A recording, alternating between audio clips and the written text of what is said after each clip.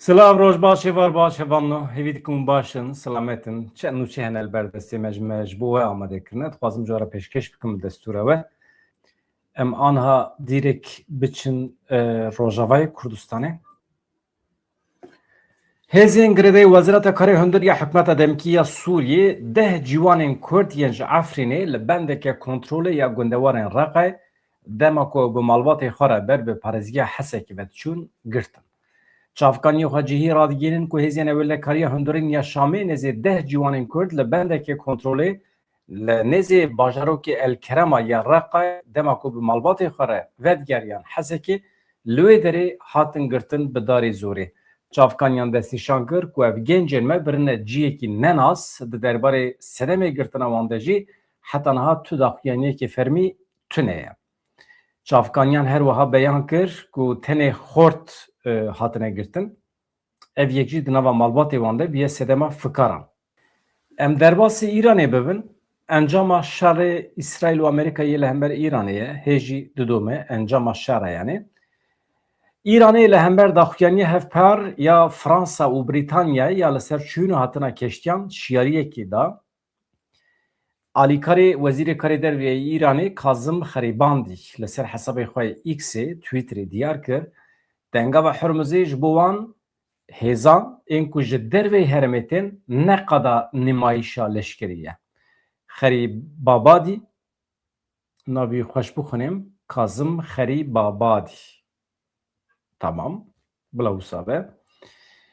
Xerîbabadî destnîşan kir ku Tehran wekî hêzeke berpirsyar û garantora ewlehiya tengavê li ser hev liv û tevgerekê leşkerî ya li vê rêya avî ya hestiyar şiyariyekê dide.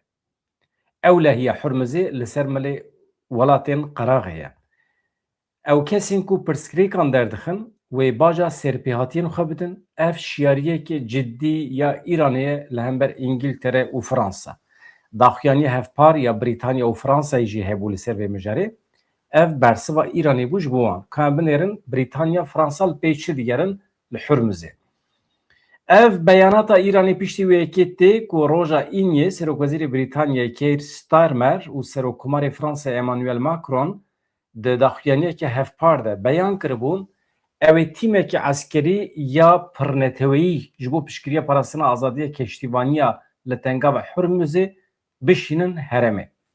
Di daxuyaniya Starmer û Macron de hatibû gotin Brîtanya û Fransa dubare teqeziyê li pêbendiya yani girêdana xwe ya hevpariya ji bo aramî û rêzgirtina li serweriya hemû welatan dikin. Her wiha dibêjin em amade ne ji bo parastina ewlehiya cîhanê, ji bo parastina azadiya keştîvaniyê û qanûnên navdetewî bi hevpeymanê xwe re di nava hevahengiyekê mezin dibin. Her du serokan yani Brîtanya û Fransayê her wiha eşkere kirin ku Umman, welatê Ummanê razî bûye ku bi Brîtanya û Fransayê re bixebite sînorên avî yên herêmê ji bo çûna hatina keştiyan ewle bike. İran nerazî ye li hember derket kan binêrin ev alozî wê bisekine bi navenkariya Amerîkayê yan na. Li Kîrmanşanê kolberekî hat qetilkirin. Rêxistinê mafê mirovan yê Rojhilatê Kurdistanê ragihand ku roja îniyê kolberekî ji navçeya Şahwê ya bajarê Kîrmanşanê bi guleyên hêzên İranê hat kuştin. Li gorî wan rêxistinan roja îniyê hêzên ewlehiyê yên İranê li ser sînorê Şuşmê yê Newsûdê bê şiyariya pêşwext û bi hinceta veguhestina kelûpelên qaçax gule li vî kesî reşandiye Wezîr Rahîmî. 57 salî bû, zewicî bû, xelkî gundê Mensûr Axayê bû. Girêdayî ew ye, Şaho. Roja 11 Hezîranê jî kolberekî ji Banê bi navê Mutellîb Xeyberî ji aliyê hêzên ewlehiya İranê ve hatibû qetilkirin. Li gorî rêxistinê mafê mirovan sala derbasbûyî li herêmên sînorî yê Rojhilatê Kurdistanê bi tevahî 26 kolber bi guleyên hêzên ewlehiyê hatin kuştin, 31 kolber jî birîndar bûne. İcab dike ez ji hevalara bahsa kolberiyê bikim, belkî hevalê ku nizanin kolber ew kesên hevalno yê ku li ser sînoran bar didin ser pişta xwe dibin û tînin. Meşê wan pir kêm e ji ber ku li ser sînor çûyîn hatina fermî tune ye kolber bi qaçaxî tişta dibin û tînin rê û dirbên پر خطرن کندال هنه جانان قضا بلا چید بجی کندالات کevin جانان هزین ایرانی جانان نه ama prani hezin İran'ı erişe servan dikin an hala rojat Kurdistan'ı hejmara van insanın me ku bi qaçağı ticaret jinakin xazi ticaret kirbana vana ji tücaran ra bar dibintinin pir kem jwan ji xwara dibintinin prani ji bo tücaran dixebitin Parani hezin İran'ı erişe servan dikin maaşı wan gelekî keme û hejmara wan jî derdora 100,000 ye rojane perî ku digirin derdora $10 ye îdî hûn hesab kin veya felaketekî ye hatiye serê milletê me li ser sînorê ku welatê wan perçe kiriye duê derê de têne qetil kirin di nava wan de jin hene gelekî wan üniversite qedandine îş nedîtine mecbûr me vî karî bikin însanê îxtiyar hene vana kolberin çiqa ji destê me tê em ê tim behsa wan bikin veya îşaretê felaketê li welatê me heta ku sîstema kolberiyê li welatê me bi dawî nebe tu îşaretê pêşketinê em nabînin daristanên Zagrosê dişewtin ji kesekî li wê derê jiyana xwe ji dest da saziya herena bi raporekê ragihand ku hefteyekî ev daristanên Zagrosê dişewtin ev krîza hişkesalî heye anha kurtir biye qirêjiyê hewayê rewşa herema xistiye nava xeteriyê metirsiyê li gorî agahiyan di xebatên vemirandina şewatê de jîngehparêzekî jiyana xwe ji dest daye rêxistina mafê mirovan herayê herena derheqê vê krîza jîngehê ya li Rojdatê Kurdistanê de raporekî weşandiye tabii tenê Rojdatê Kurdistanê nagire nava xwe rapor behsa İranê jî dike di raporê de hatiye diyarkirin ku di nava vê heftê de li bilindahiyên kamyeranê û daristanên Şelem ên li dewrûbera bajarê Îlamê agir derketiye ziyanên jîngehê çêbûne hate ragihandkirin û li navçeyên Xeyîz û Behbehanê ên bi ser bajarê Xuzistanê ew jî li başûrê daristanên Zagrosê ne agir bi daristanan ketiye di navbera Stenbol û Hewlêrê de rêwîtiya bi otopêzê jî heye çend roja carê diçe rojane diçe tê nizanim lê yek ji wan otopîzan qeza kiriye 40 kes birîndarin 44 kes birîndarin başê ku kesî heta niha jiyana xwe ji dest nedaye çima bi balafirê naçin gelo pir biha ye cî tune ye pir balafir tune gelo halbikî balafir erzanin canan otopîs hem xeter e çûyîn hatin rê dûr e çend saet dikişîne İstanbul Hewlêr 24 saet dikişîne belkî heye yani xeter e baştir e merov biçe Şirnaxê ji Şirnaxê bi erebî ancaq dikarî biçî û baştir e eger tu naxwazî bi balafirê biçî heta Hewlêrê tu dikarî biçî heta Şirnaxê ji wê derê bi rêya otobüs minibüs dikarî biçî heta Hewlêrê otobüsek rêwiyan ya ku ji Stenbolê ber bi herêma Kurdistanê vedihat li parêzgeha Aksarayê wergeriya Qulubî di qezayê de 41 rêwî sê karmendên otobüsê bi tevahî 44 kes birîndar bûn qeza doh pêk hat li ser otobana Nîq de Enqerê li devera Baba Konaxiyê li gorî agahiyan otobüsa şîrketa Best Wanê ya ku yê a dajot ji rê derket şofêr kontrola xwe wenda kiriye êdî ji ber telefonê ye ji bêxewiyê em nizanin yani hukmê otobüsê ji dest derketiye li ser agahdarkirinê tîmên tenduristiyê hatin ciyê bû yerê birîndar rakirin nexweşxaneyên derdorê anha jî êdî ev birîndar çawa vedigerin malê xwe êdî meselekê dine Putin dibêje operasyonên li benesaziya eskerî ya Ukraynayê wê bidomin Vladimir Putin serokê Rusyayê ragihand ku ji bo bersivdayîna êrişên Ukrayna yên li ser benesaziya sivîl a Rusyayê operasyonên li ser benesaziya eskerî pîşesaziya Ukraynayê êrişên li ser tesîsên ku vê pergalê xwedî dikin wê bidome Yani Rusya ve bersivek tund bide Ukrayna. Ne tane Ukrayna, welatên Avrupayê jî. Ew ên haware ser meselê. Gelekî hêrs bêje welatên Avrupayê. Serokê Rusya Vladimir Putin bi fermandarên yekînên eskerî yên li eniyê şer re civiya rewşa dawî el qadê nirxand. Putin beyan kir ku ne rêveberên Kievê yê Ukraynayê ne jî welatên Avrupayê niyeta wan neaştiye. Armanca wan domandana şerê li dijî Rusyayê ye. Serokê Rusya balkişand ser daxuyanî û tevgerên Avrupayê got hinek serokê yeketiyê Avrupayê derketine di daxuyaniya xwe de dibêjin roja heftê hezîrana 2026 dibêjin ew bikaranîna nûjen a teknolojiya Ukraynayê pir baş dibînin. Çi ye ev teknolojiyên bê mirovin ku Ukrayna li hember Rusya bikaraniye welatên Avrupayê pesnê vê teknolojiya Ukraynayê de ye. Tişta ku Putin hêrs kiriye ev e dibe belê bi îfadeya wan yani bikaranîna nûjen gelo bi vê yekî qala êrişên li ser tesîsên me yên sivîl dikin. Qala êrişên li ser binesaziya me ya sivîl dikin. Qala êrişên li ser wesayîtên sivîl ku tê de jin û zarok hene qala wan dikin. Gelo qala êrişên li ser malên xwendekarê me dikin dibêje Putin. Dibe em ê nîşan bidin ka êrişên li ser sivîlan çi ye, teknolojiya nûjen çi ye, dibe em ê nîşanê we bidin.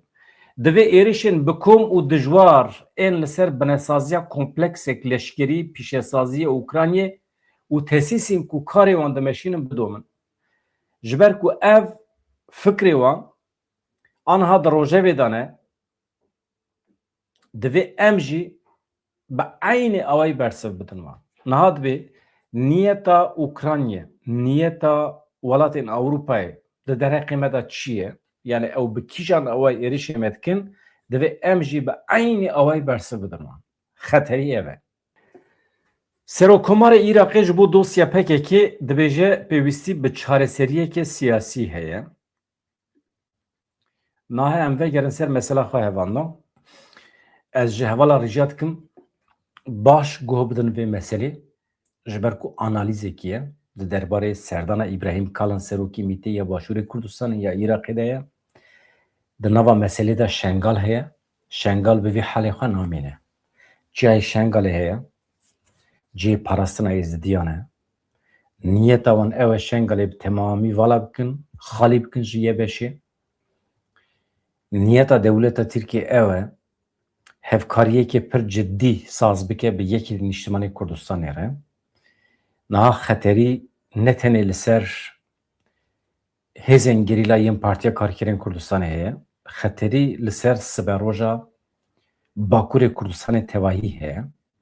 Niha niyeta dewleta Tirkiye ew e ku pêşî ev hîzib partiyên derveyî Bakurê Kurdistanê bikişîne cêm xwe, wana îqna bike.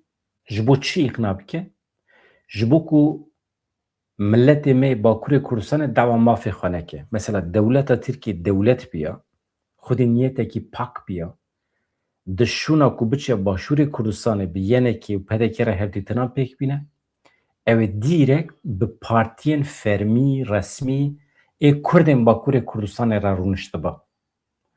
Çima İbrahim Kalin rêveberên dewleta Tirkiye bi Kurdên Bakurî re rû nane û radibin tên Silêmaniyê, tên Bexdayê, tên Hewlêrê hevdîtinan pêk dînin. Vaya îşaretê felaketekî nû ye, defik xefikekî nû ye li hember Kurdên Bakurê Kurdistanê û di bin wê de jî li hember hemî Kurdên li her derê rojhilata navê. Yani Kurdên Kurdistanê. Dewleta Tirkiye pêşî Kurdan perçe dike, hêza wan ji hev perçe dike, paşê yek bi yek dixwaze daqiltîne. Bi ser dikeve, bi ser nakeve meseleyekî din e. Lê armanca dewleta Tirkiye Kurdan perçe dike, paşê jî dixwaze daqiltîne. Qirikê de dimîne namîne, ew dî girêdayê me ye. Ama aniha hevalên ku pêvajoyê bi rêve dibin, hevalên ku bawerî bi pêvajoyê tînin, divê sedî sed zanibin ku dewleta Tirkiye aniha di nava planekî pir qirêj de ye, xefikek pir pîs amade kiriye li hember hêzên ku aniha bu vesileyle pêvajoyê bi dewleta Tirkiye re rûniştine. Yani hêzên Partiya Karkerên Kurdistanê. Li hember PKK anha komployekî pir mezin heye. Mirovana bizanibe baş e. Niha îşaretê wî çi ye? Şengal jî, Rojavayê Kurdistanê jî, Rojhilatê Kurdistanê jî hemî di nava aynî pakêtê de ye û dixwazin ji hev belav bikin, binêrin. Em anha dest pê dikin, ez ji were analîzê dixwînim heta dawî hûn neçin derekî, ji kerema xwe re guh bidinê, paşê jî hûn pirsê xwe bikin, ji destê me hatibe bersiva me biheve, ez bersiv bidim we û ez ê jî pirsê xwe bikim. Baş e. Ez anha cih bidim nivîse analîz. Serokkomarê Iraqê ji bo dosya PKK dibêje pêwîstî bi çareseriyekê siyasî heye. Rast e. Serokkomarê Iraqê Nizar Amedî piştî hevdîtina bi serokê Mîta Tirk İbrahim Kalın re li ser PKK û Şengalê got Iraq dosyayên ewlehiyê yên hilgirtê li gel Tirkiye û Îranê çareser dike ku di serî de dosyeya PKK û Şengalê hene. Bi dawîkirina dosyaya PKK pêwîstî bi çareseriyekê siyasî heye. Ne tenê askerî. Çima? Çünkü İbrahim Kalın çûye projeyekî askerî pêşkêşî Iraqê kiriye. Ew çi dibêje? Ya dibêje tenê askerî nabe. Pêwîstî bi çareseriyekê siyasî jî heye. Çareseriya siyasî çi ye? Çareseriya siyasî ne tenê diyalog e. Binêrin.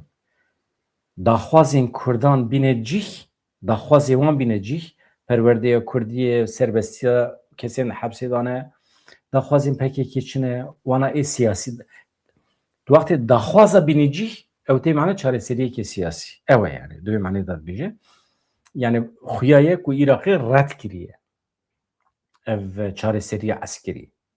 Serokkomarê Iraqê Nizar Amedî hûn zanin endamê berê yê yenekê alîkarê Mam Celal bû berê anha jî ji yenekî bûye Serokkomarê Iraqê em bizanibin.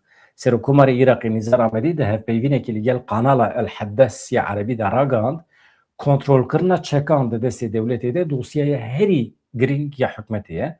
Nizar Amedî got hikûmet dosyaya komên çekdar bi şêwazekî aqilmendî baweyekê ku rê li ber rijandina xwînê bigire çareser dike. Em rê nadin ku axa Iraqê ji bo armanca êrişa ser welatên cîran were bikaranîn. Di derbarê karûbarên herêmî de jî Serokkomarê Iraqê beyan kir ku Iraq dosyayên ewlehiyê yên ku hilgirtiye li gel Tirkiye û Îranê çareser dike ku di serî de dosyaya Partiya Karkerên Kurdistanê heye, dosyaya Şengalê heye û bi dawîkirina dosyaya PKK yani ji bo ku em bikaribin dosyaya PKK bi dawî bikin, mesela PKK û Şengalê hel bikin, dibe ne tenê rêbaza eskerî, çareseriyên siyasî jî hewce ye. Nizar Amedî 30 Hezîranê li Bexdayê bi serokê îstixbarata Tirkiye MİTê İbrahim Kalın ra hevdîtinekî pêkanî bû. Niha hevan Feyrûz İsmaîl nivîsek analîz nivîsandiye li ser vê mijarê di Rojnûsê de min peyda kir. Danûstandinên Kalın yên li Iraqê hevsengiya nû ya li herêmê çi dibêje? Binêrin. Yani serokê Mîta Tirk İbrahim Kalın çima hat Kurdistanê û ji yenekê çi xwest? Di çentê wî de çi hebû? Kubat Talebanî di vê sira mistaqînê de çima hat Enqerê?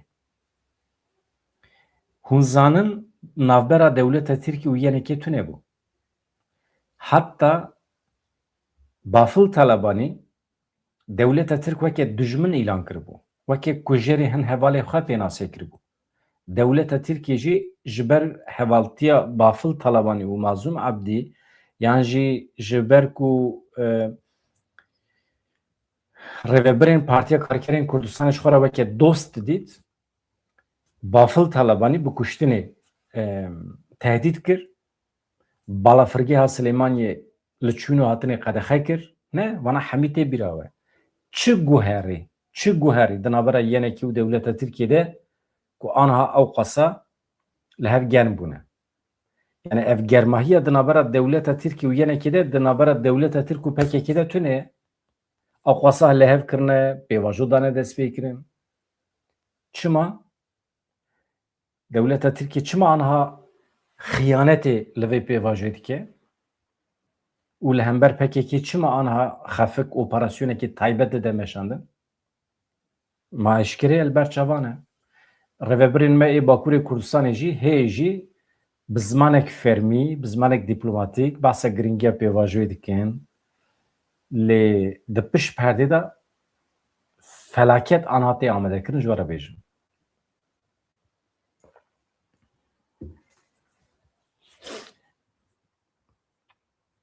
Feyrûz İsmail nivîsand, ez navê wî bidim ser ekranê baştir e.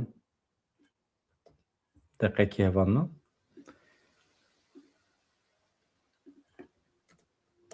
Hürmeta ji bo nivîskar pir mühîm e. Çünkü heta merû nivîsên wisa lêkolînê dinivîsîne wext lazim e. Merû ket dide, emek dide.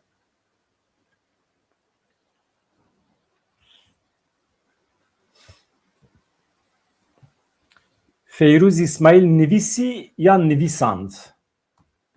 Kîjan rastiyelgorî we?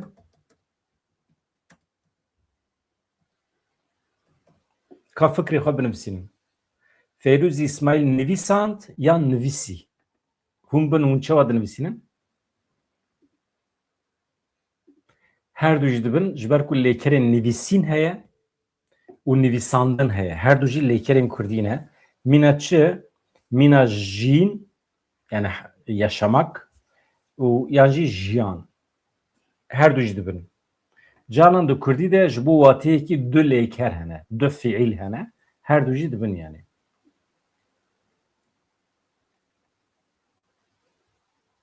Û fikrê xwe dîsa jî binivîsînin. Hevanno. Serdanên İbrahim Kalın yên li Bexda, Kerkûk, Hewlêrî û Silêmaniyê tenê wekî hevdîtinên dîplomatîk yên asayî dikare were nirxandin gelo?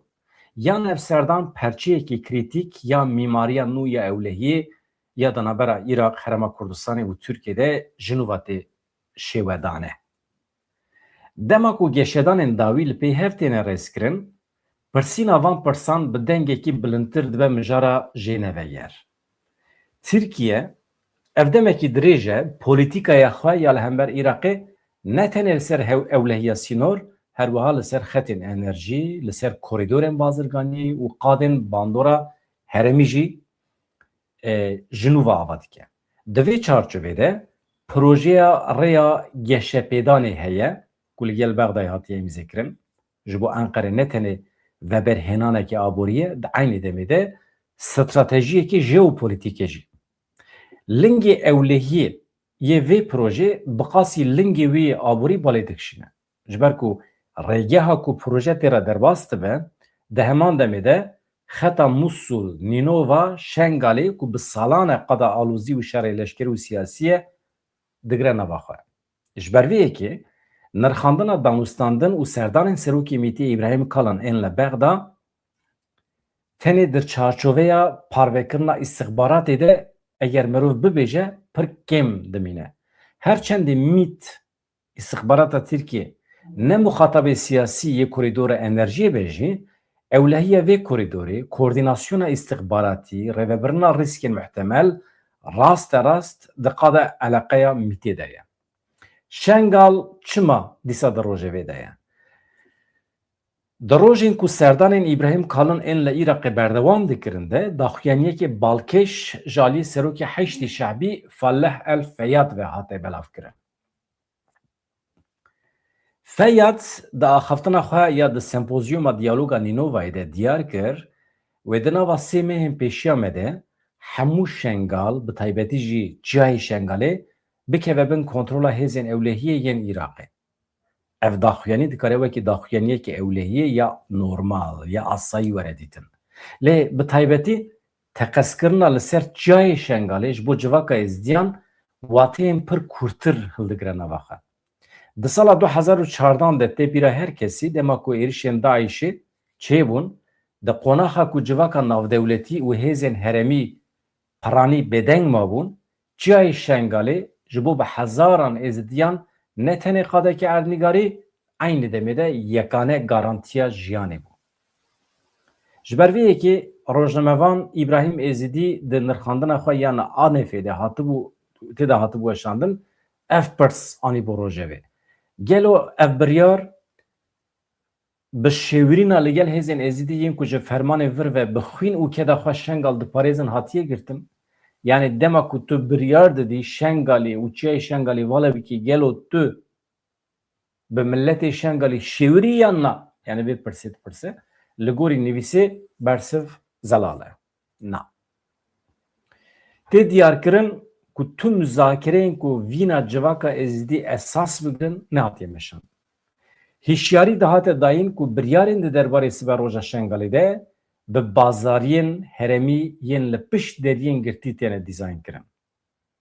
Her çendî nayê zanîn ka li pişt deriyan çi tê axaftin jî lê pirsa Êzidî ji ber ku fikarên girîng ên di nava raya giştî de têne nîqaşkirin nîşan dide balê dikişîne.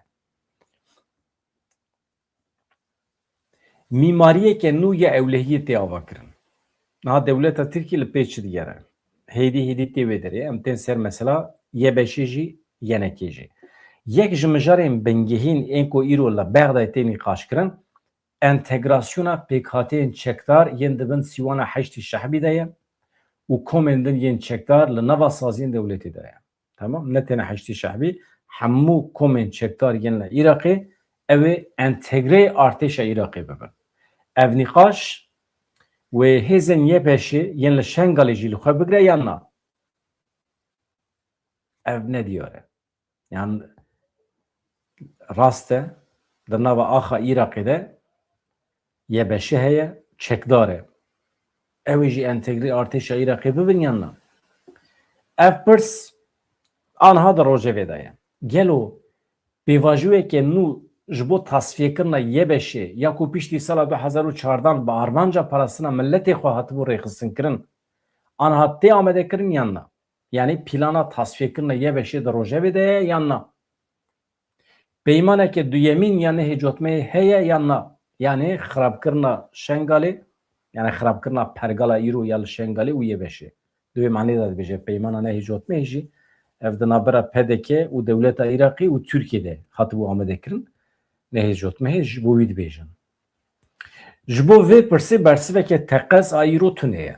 Lê dema ku daxuyaniyên Feyyad yani heştî şehbî polîtîkayên ewlehiyê yên Bexdayê û hevdîtinên piralî yên İbrahim Kalın ên di van demên de wê de li hev tên.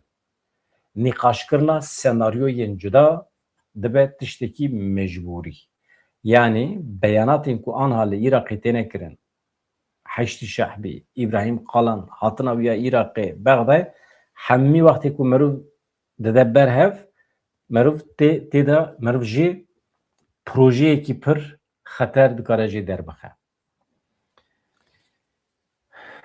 Tabii Tom Barak jî heye. Tom Barak dibêje Suriye, Irak, Türkiye divê bibin dewletên merkezî tu hêzeke ku ne di kontrola dewletê de be divê nemîne. Ew jî wisa ye. Vana hemî mirov bide berhev hevalno. Ayne wisa. Çima daxuyaniya kecekê bal kişand. Beyanata kecekî jî hebû li hember vê pêvajoyê. Dibêje hatina İbrahim Kalın pîran û projeyên ku dewleta Tirkiye di nav de ye amedekariya şerekî ye li hember kecekê li hember PKK'ye ne? Daxuyaniya ku piştî temasên Iraqê yên şêwirmendê Mîtî İbrahim Kalın ji aliyê kecekê ve hate dayîn nîqaş mezin kirin. Keceke di daxuyaniya xwe de diyar kir temasên serokê Mîtî yên li Bexda, Hewlêr û Silêmaniyê ne tenê serdanên dîplomatîk in. Di rewşa heyê de mîna ku amedekarî ji bo şerekê nû hatibe kirin. Polîtîkayeke bi vî rengî tê meşandin. İbrahim Kalın ne tenê wekî serokê saziyeke îstixbaratê lê di aynî demê de wekî serokwezîrê hikûmetê serdana Iraqê dike. Di demên borî de dema êrişên li ser Rojavayê Kurdistanê jî hevdîtinên bi vî rengî hatibûn kirin. Rola alîkarê sekreterê giştî yê Mîtî yê li Bexdayê, Silêmaniyê yê li Hewlêrê çi ye?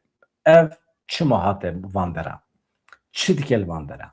Gelo armanc ewe de plana tünekirin û êrişkirina ser tevgera me ya azadî de rolekê bidin van hêzan? Ev jî pirsekî mühim e. Yani digibe gelo İbrahim Kalın serokê Mêtî wextê hatiye Bexda Silêmaniyê Hewlêrê di van hevdîtinê xwe de plan dike ku li hember me li hember gerîla şerekî bide dest pê kirin û di çarçova vî şerê de wezîfe û misyonên nû belav bike li Iraqê li yenekê pedekî ev pirsa kecekê ye tabî. Di daxuyanî de her wiha hate ragihandin ku hevdîtinên wekî vê li gel Îranê jî têne meşandin. Divê hikûmeta Iraqê nebe perçeyekî planekê bi vî rengî. Divê demê de ku salvegera danîna çekan ya gerîla ye 11 tîrmehê bawekî sembolîk çek şewtan dibûn. Divê demê de ku salvegera vê roja girîng e ev serdana İbrahim Kalın pêk hat û daxuyaniya kecekê pêk hat. Hemî jî rastî eynî demê tê dîtin. Yani ev dibe ku di demên pêşme de rêvaçûna pêvajî bi temamî serûbin bike biguherîne. Gelo operasyona gendeliyê tesadüf e. Ev operasyona ku anha li Iraqê tê meşandin ew jî anha perspektîvekî pir cuda hûnê bibînin. Çima divê demê de ku ew qasa li welatên Rojhata Navîn dizî heye, gendelî heye, çima li Iraqê hate kirin? Ev kesên ku anha gendeliyê dikin hatine girtin, tekiliya wan bi dewleta Tirkiye re çi ye? Gelo İbrahim Kalın hat ji bo mirovên xwe rizgar bike, ji bo ku perê van kesan li Iraqê veneyerîne, ji ber ku ev kesê ku an hatine girtin, perê ku dizîne birine Tirkiye razandine, xistine banqeyan, ya jî mal û milk kirîne. Em tên ser meselê. Serdana İbrahim Kalın ya Bexdayê di eynî demê de hem wextê qonaxeke li Iraqê yek ji operasyonên herî berfirehiyên gendeliyê yên salê dawî tê. Yani rastê vê operasyonê tê.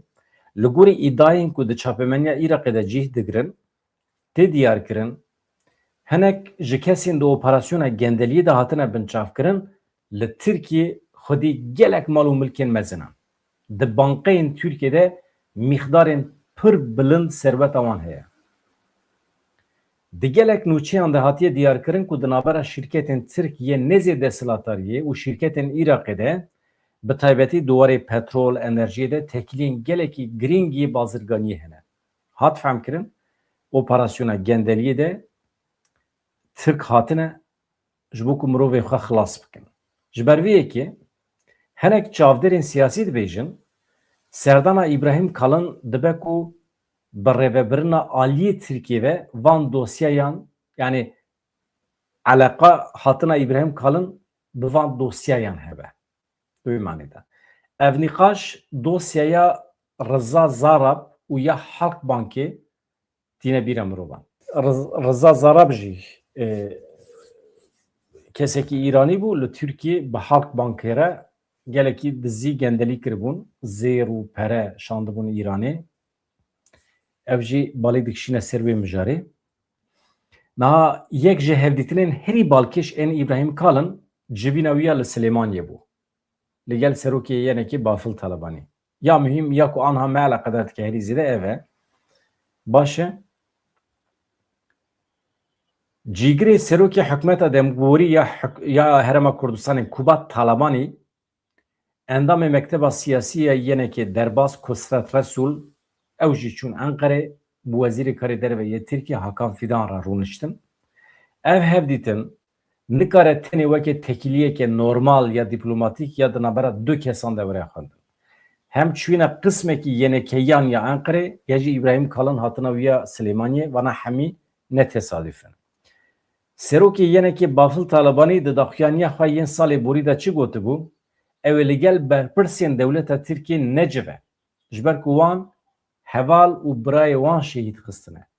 Piştî wefata serokê giştî Celal Talebanî di asteya seroketiya yenekê de hevdîtinekê wiha vekirî di asteyekê bilind de li Enqerê li gel Enqerê pêk nehatibû. Ev yek vê hevdîtinê bêtir balkêş dike, girîngtir dike. Yani dınava salaki de, dınabara Türkiye û Rêveberiya Yenekê de, duwarê siyasî, eskerî, aborî de geşedanên li ser xetekê cuda ji tekiliyên demborî dest pê kirine. Yani dinabera Yenekî û dewleta Tirkiye de çi guherî, çi danûstandin çêbû ku ew qasa li hev germ bûne. Tamam. Ya yekem bi tevlîbûna zêdetirî 25 şirketên Tirk bi giştî zêdetirî 105 karsaz û veberhenerên ji Iraq û Herêma Kurdistanê di şeşê gulana 2025 de li Silêmaniyê Foruma Karsaziyê ya Iraq û Tirkiye hate li derxistin. Serokê Odeya Bazirganî û Pêşesaziya Silêmaniyê di forumê de veberhenerên Tirk ve xwandibû Silêmaniyê. Yani karsazên Tirk yatırımcı dibêjin ya. Yatırımcıyên Tirk, karsazên Tirk ve xwandibû Silêmaniyê. Diyar kirbû arman cawan zêdekirina bütçeya bazirganiyê di navbera her du aliyan de ye. Yani civînekî bilind ya aboriyê tê saz kirin li Silêmaniyê, karsazên Tirk têne vexwendin, armanc ew e ekonomiya di navbera Silêmaniyê û Tirkiyeyê derbixin astê herî bilind. Tamam? Ya duyem, Türkiye qedexeya li ser qada hewayî ya Silêmaniyê rakir.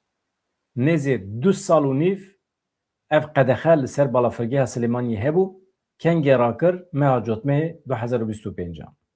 Piştî vê biryarê tekiliyên dîplomatîkên di navbera Enqere û Yenekê de lez girtin. Di vê pêvajiyê de niha xeberên di derbarê sedemê serdana Serokê Yenekî Bafıl Talibanê ya ji bo Enqerê di ragihandina herêmî de ciyekî berfireh kirt. Yani gotin Serokê Yenekî Bafıl Talibanî wê biçe Enqerê. Tamam. Yani hene çûye. Lê yani hat gotin ku ew biçe.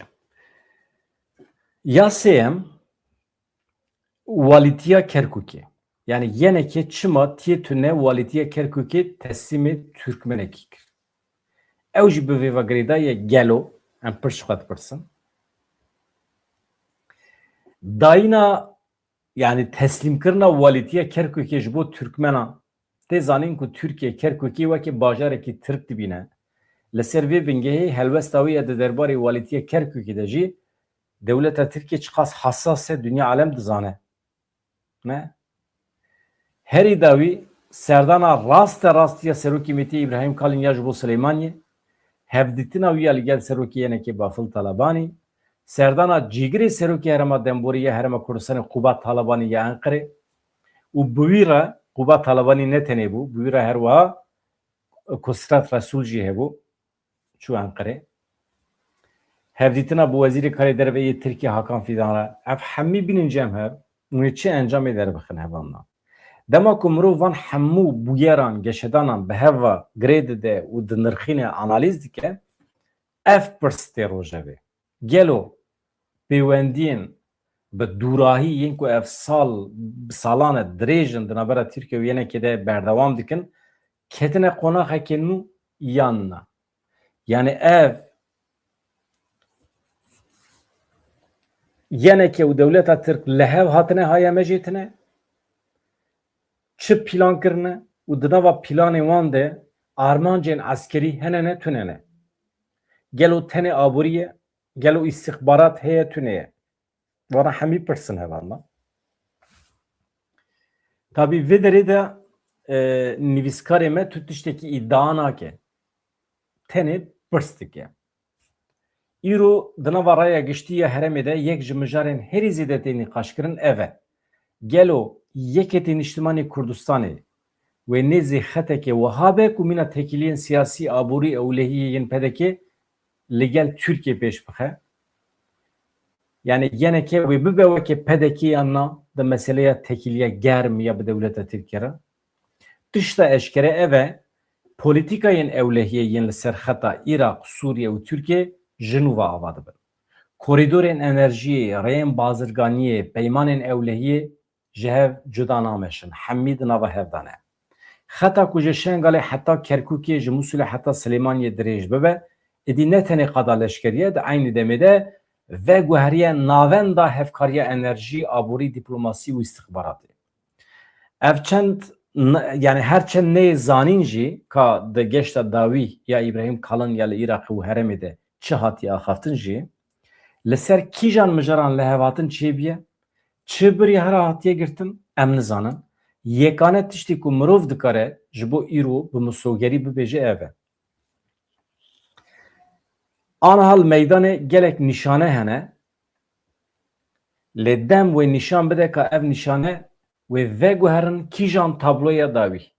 Statüya Şengalê siberoja yekîneyên Yê5'ê hêzên ku Şengalê an diparêzin Yê5'e. Arastiya pêwendiyê yenekî Wenqerê. Mîmariya ewlehiyê ya projeya rêya geşedanê wê di qonaxa pêş de wekî mijarên herî krîtîk bimînin. Mijarên ku aniha di demên pêş me de em ê li ser kûr bibin yan jî ciyê mereqê ye ev e. Ev projeya rêya geşedanê jî mühim e. Projeyekî rê ye di Başûrê Kurdistanê re derbas dibe. Türkiye alaqedar dike. Tabii qedera Şengalê, qedera Yê5'ê, tekiliya yenekî Enqerê. Wana hemî meselên mühîmin. Ji ber vê yekê pirsa ku divê îro were pirsîn ne tenê ew e ka İbrahim Kalın serokê Mîtê li Iraqê li gel kîjan kesan hevdîtin pêkanî. Pirsa sereke ev e. Gelo ev hevdîtin di siberoja Iraq û Herêma Kurdistanê de agahdarê dîzayna qonaxeke nû ya siyasî û ewlehiyê niyan na. Yani işaretê plan û projeyeke nû ye di vê manê de. Ez vedigerim cem we lê berê ku vegerim cem we ez dixwazim tiştekî ji we re pêşkêş bikim. Niha hûn Goethe nas dikin, nivîskar Goethe. Ez fotoğrafı bînim ser ekranê. Ez ê vegerim cem we niha. Merak nekin.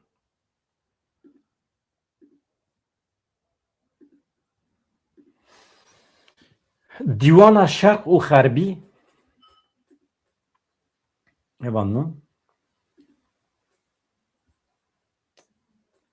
di mesela vê projeya Başûrê Kurdistanê tekiliya Tirkiye yenekî ez yana vegerim cem we ka we çi nivîsiye. Ez vê hema ji we re bixwînim. Berhema navdar ya helbestvan û nivîskarê Alman Johann Wolfgang von Goethe ya bi navê Dîwana Şerq û Xerbî bi wergera Abdullah İncekan bi Kurdî ji aliyê weşanxaneya Nûbiharê ve hat çapkirin. Abdullah İncekan li ser hesabê xwe X'ê kêfxweşiya xwe ye ji bo weşandina vê berhemê anî ziman.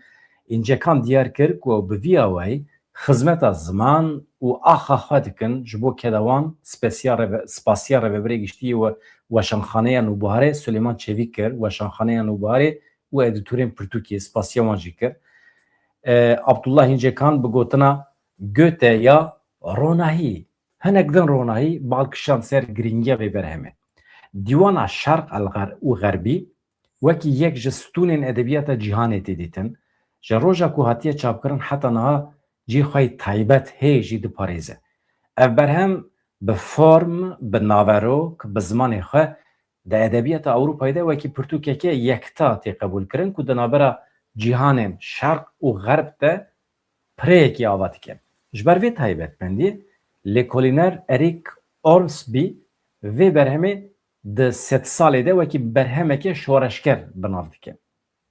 Cara yekem bi Kurdî hate weşandin ev berhem Dîwana Şerq û Xerbî.